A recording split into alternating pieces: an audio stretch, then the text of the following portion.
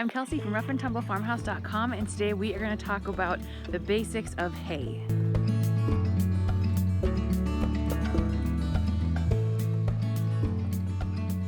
Now, if you're new to keeping livestock, when it comes time to get hay, it can be a little bit overwhelming. There's a lot of different aspects that go into hay, what makes good hay, where you get hay, what type of hay there is. And so we're just going to talk through all the kind of basics things that you are going to need to know about buying hay. So first things first, what is hay? So hay basically is a dehydrated grass, typically, or sometimes a legume, that is cut, dried, baled, and then put away to feed your animals, typically in the winter. A lot of people get hay and straw confused. Straw comes from the leftovers of harvesting grains. If you think about it, you have your stalk of wheat that has a seed head on top. That's taken off and used for animal or people food. And then you have just the stalk that's left over. The stalks are the same way you would with hay. They are cut, they are dried, they are baled, and then used to make bedding. Because straw really doesn't have a lot of forage quality. It's completely mature, and so it doesn't really have a lot of nutritional value left. And it would be really woody, even what nutritional value is there. So straw is typically used for bedding or mulch and things like that, whereas hay is something that your animals can actually eat.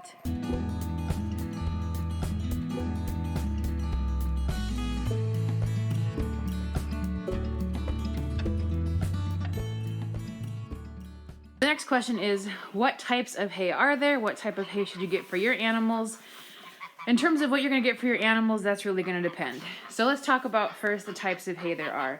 The most common things you're going to see are grass hay or a legume type hay. So grass hay, that would be like a timothy hay or an orchard grass, or sometimes it's just kind of a mix of whatever's growing out in somebody's field. Timothy hay is usually used by horse people. It's really fine. Horses find it really easy to digest. We feed our cows a grass hay because they stay pretty fat on and do really well. And all grass hays are not created equal. So like I was saying, you can have different kinds of hay. So that means it was probably planted specifically to be cut for hay, that type of grass. Or you can have like the hay we use. It's just a big old pasture that they don't really use anymore. And so they just harvest it for hay. So when you're buying a grass hay, it's important to make sure you ask what type of grass is it, because one type of grass hay that your cows might like or your animals might like, they might not like another type of grass hay, or it might not even be a type of grass that's good for your animals. So always make sure you ask what type of grass hay it is. Another type of hay that's pretty popular is a legume type of hay. So now we're talking about a clover or an alfalfa. We feed kind of a heavy alfalfa mix to our goats all winter long because our goats just need that little bit of extra nutrition. And we also feed it to our cows once they are in milk because, again, that extra protein that you get from a legume is really important.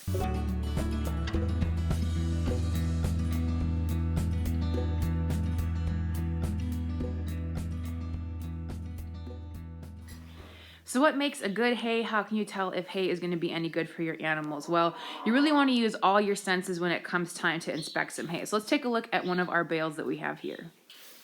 Okay, so this is Gary, who of course likes to make guest appearances in every one of my videos lately, it seems like. So here you can see this bale. It has a really nice green color. So if you have any sort of really kind of dark brown sort of color, I mean, that can happen with grass hays, but for the most part, especially when you get into the bale, you should see a really nice green color. It should smell really nice and sweet. It should be fairly soft. If this was full of like really thick, kind of stemmy, sticky looking stuff, then the animals probably wouldn't like it very much. So no mold, no must, really good coloring on it, not real sticky, and that makes for a pretty darn good bale. So you have different types of grass hay. You have then, of course, different types of like a legume sort of hay. And from there, the hay can be kind of packaged in different ways. So the typical things you are going to see are small squares, large squares, and round bales of different sizes. So a small square bale like we currently are feeding, those are nice because they're easy to move around. We don't have big equipment, so we can load up our pickup full of small squares. We can haul them in a wheelbarrow or a sled or whatever we need to, so that's really nice. Negatives of squares is they're probably going to cost you a little bit more per pound of hay, and you also then have to be consistently feeding them. With a big round bale, you can park that out in the pasture and the animals eat whenever they want. A square bale, you either need the sort of manger space to hold a lot of bales, or you're going to be out there just hauling hay, twice a day for your animals. Small squares typically are anywhere between 30 and 60 pounds, again, depending on if it's kind of a lighter weight grass hay or if it's going to be a heavier legume like an alfalfa or something. So then moving from the small squares, you can get large squares where it's the same sort of concept except they're way bigger. These will basically fill the bed of a regular sized pickup truck, and they can be anywhere from between 500 to up to 2,000 pounds. And they are structured the same way as your small squares. They come kind of in like flake sections you can peel off. We've used those before here at the farm.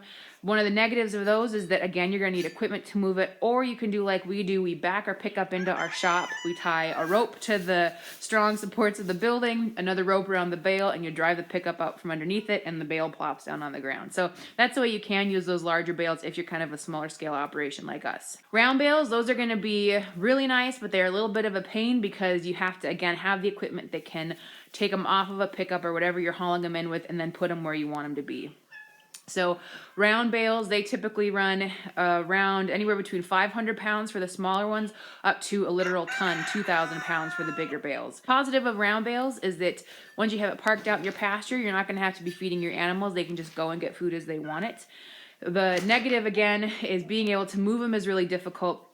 I've seen some people that'll get round bales delivered and dropped off at their place, and they cut them apart with a chainsaw or peel off the layers because they're kind of rolled up like a big Swiss cake roll. So that's an option too. Now, I really advise if you're going to be buying hay from somebody, and it's not someone you bought hay from before, is to test it out. Anybody who's sold hay for more than a season knows that it's kind of common polite etiquette if you're getting new hay to say, I'd like to buy a half dozen bales and bring them back and see how my cows like it or see how my goats like it. You don't want to commit to buying $1,000 worth of hay. You bring it home and your cows won't touch it. The grass hay that we just got, we were trying out. We got one of the larger bales. My cows absolutely hate it. They absolutely hate it, and they glare at me, and they'll eat it, but they don't like it. So we're going to try a different grass hay from the same farmer. Make sure if you are just going to bring home a few bales to sample, tell the farmer when you are going to let them know as to whether or not you want more. Hay can go really, really fast, especially in the winter if people are needing hay.